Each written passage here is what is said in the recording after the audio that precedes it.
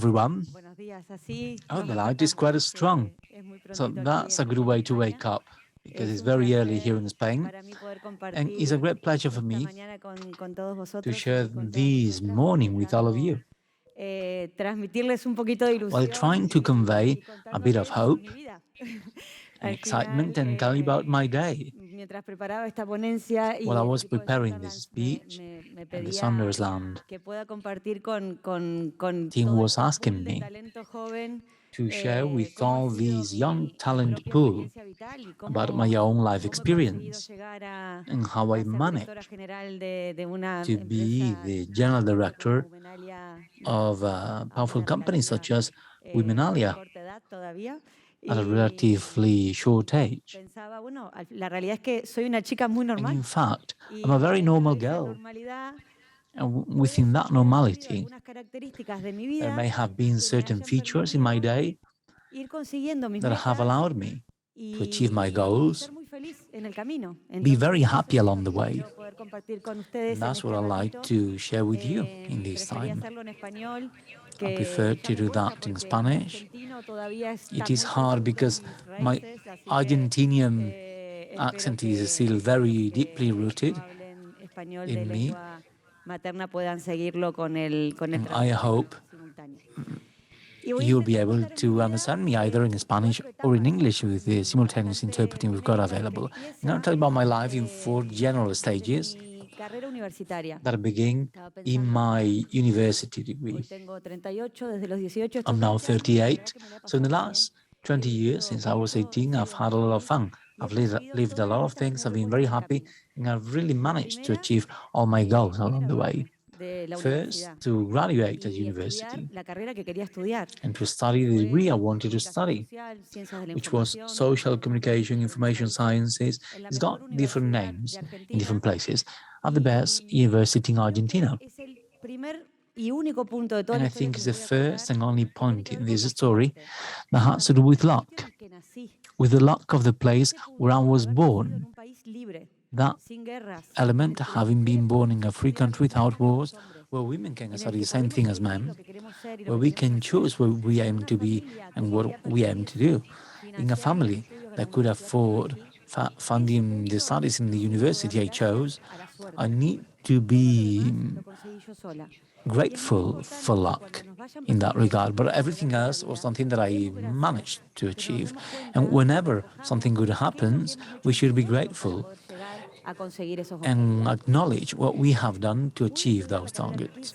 So I managed to study the degree I wanted to. I wanted to live 500 kilometers away from home with my cousin, who is one of the persons I admire the most, professionally and personally. He is very brilliant and studious, and I actually learned from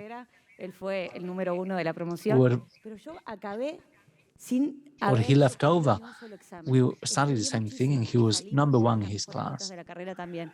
I also had a very good mark in my class, and I was very responsible. I was living alone at 17, 18, 19 years of age in Buenos Aires, a large city. I was coming from a small city, another part of the country, and that was very important. I managed to achieve my objective in that first stage.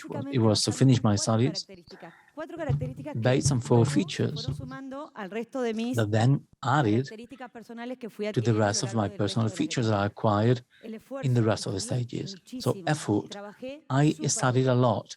I worked really hard, and I also partied hard and enjoyed it. I went out, I was class delegate, I loved speaking in public, and I always told people what to do, and I signed up for everything, really. But always being very responsible and trying to achieve excellence.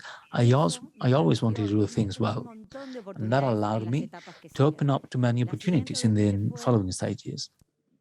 The next one was when I began my most international career. So let me rewind. When I was at university, I came to visit a friend who came to live in Europe because his dad was an expat. And in that trip, I discovered I wanted to live in Europe. I knew that I wanted that to happen to me, not my dad to be an expert, but me coming to Europe with all expenses paid. That was a decision that was quite clear to me, and I began working on it. And I began working on it not from a single perspective, but I began doing many things. First, I began my European nationality paperwork. I've got 8 Italian surnames, but no one in my family from any side had taken the decision to come back and to return to this continent. My grandmother was still alive. Her dad had come from Italy to Argentina on a boat, and that paperwork took 10 years to be completed. So when I saw that clearly, I began there. And then I began researching which companies were paying for international mobility and expat programs. And I set myself the target of working for one of those. My ideal company was Telefonica. I always liked telecoms and technology. I actually studied something different, not social communication or journalism, but I was an early adopter of all technologies. I really love that. So I put my vision there and I achieved that. I participated in a young professional process with more than 10,000 young people.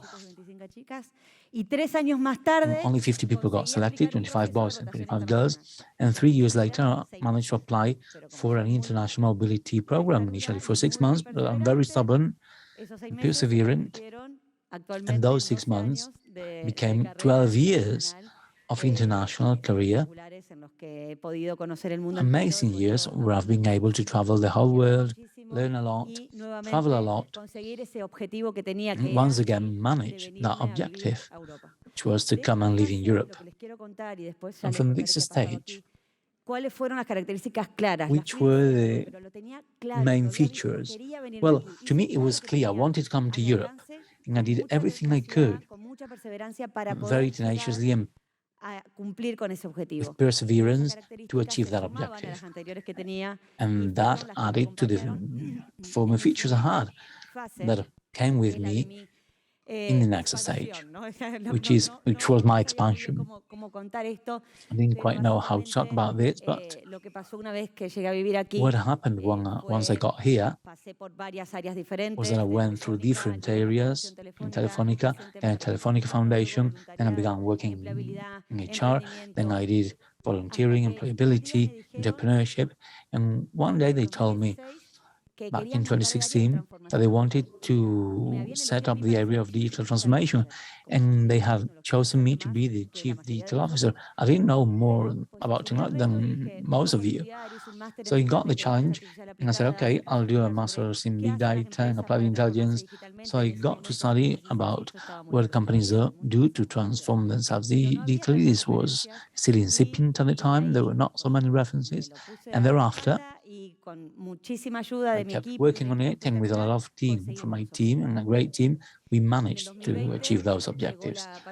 In 2020, with the pandemic, the digital transformation targets were overfulfilled because the world just became digital, and I found that I was in my comfort zone. I had already achieved in 16 years of career in Telefonica to the highest place I could. I was in the executive committee of the foundation, the best place for me to work, and I wanted more. And the world of foundations, I kind of felt it was small because I was sure that we could do business while generating social impact at the same time. And I was looking for purposeful companies such as Womenalia that allowed me to, Mario Gomez Pezuelo, the CEO, invited me to chair the company and the international expansion we currently have to reach all Spanish-speaking women in the world with our platform. And the company aims to help professional women throughout their whole careers, since when they decide to begin working, or they become entrepreneurs or self-employed, or aiming to expand through networks, mentoring, training programs, and even talks like this, where we show that they can achieve whatever they want, and that it's easier altogether. It's not just women, also men. Women cannot grow without men, and men cannot grow without women. So that reconnected my purpose, my vision, my values, and managed that expansion, and I managed to do what I like. And in the last 16 years of my career, the features that I had were my ability to adapt to changes. I changed so much from area, role, country, working language, relations, but always with a good attitude and confidence. If someone told me I could do it, I can do it because they've told me and I believe it. So a lot of tolerance to frustration, especially in digital transformation. You're fighting with the elements there, telling people they need to change and fighting everyone. So you need to be very tolerant to frustration and get support from colleagues. Work together, go together. You cannot get anywhere alone if you don't go with people, especially with people. Without people better than you, you cannot achieve those targets. And that jump into the void led me to be entrepreneur now. That happened 3 months ago, is the last stage, the latest rather, and I still have adrenaline and butterflies in my stomach because I went from a stable situation, having a fixed salary that was very comfortable, having a very large and solvent company behind me, to the startup and entrepreneurship world. I have 2 children, a mortgage, I live alone in Europe because my family is living in Argentina. So there is a lot of anxiety and adrenaline. But I decided to take the leap. I couldn't just be at 38 years of age where I was. Hopefully I have 50 more years in my career. So I took that leap. I took the plunge and I'm very happy doing what I like, devoting my time, energy and work to change the world, what I always wanted to do, and helping women to have the same possibility I had to achieve their objectives. In this stage, what characterized me and allowed me to take that leap is basically these 3 features: being very brave, very non-conformist, because I always want more, I want to grow, and I want things to go better for me and for the people around me, and also having a lot of ambition. Good ambition. It's not bad to have ambition. It's good to want more, to grow, to progress, for the world to grow with you. If people tell you that you're ambitious, porque la ambición es algo que mueve el mundo para arriba. It's okay. Ambition moves the world upwards. And I'm going to try to simplify this with my 4 tips to be happy along the way. At least the ones that worked for me. First, dare to do it. Fear is paralyzing. Opportunities are on the other side of fear. We need to be brave, take the leap, take a step ahead, and dare to achieve our targets. Secondly, get surrounded by beautiful people, good people. Get away from people that tell you that you cannot achieve what you aim to do. People who tell you that you're a dreamer, or that you want to be an entrepreneur or change the world, that you don't have your feet on the ground. You may dream and have your feet on the ground at the same time. You may grow and manage to do what you want. And people who tell you you can't, those are people you shouldn't have in your life. So be surrounded by beautiful people and leave out people who cannot help you to achieve your dreams.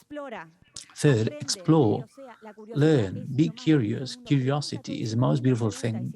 If you don't understand, ask. And if you're a lady, a woman, and you have questions, ask, because sometimes we keep that inside because we don't want to appear silly. When guys have a question, they ask about it.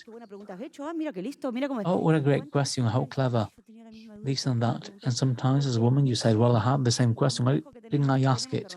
We kind of have a complex there, we need to break it. And I hope your generation, and you're 20 years younger than me, I hope you'll have a different mindset in that regard.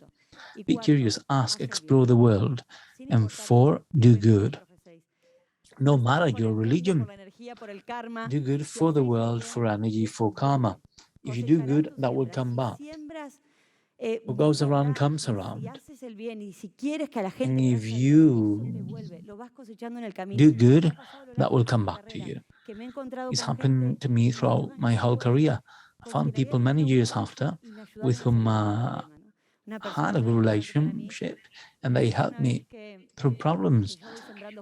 Someone very important for me told me I was growing strawberries, not just the ones I harvest, but they reproduce by themselves. And that's my mark, the mark I want to leave. I'm going to finish with a Walt Disney quote that I read a long time ago that inspired me to always fight for my dreams.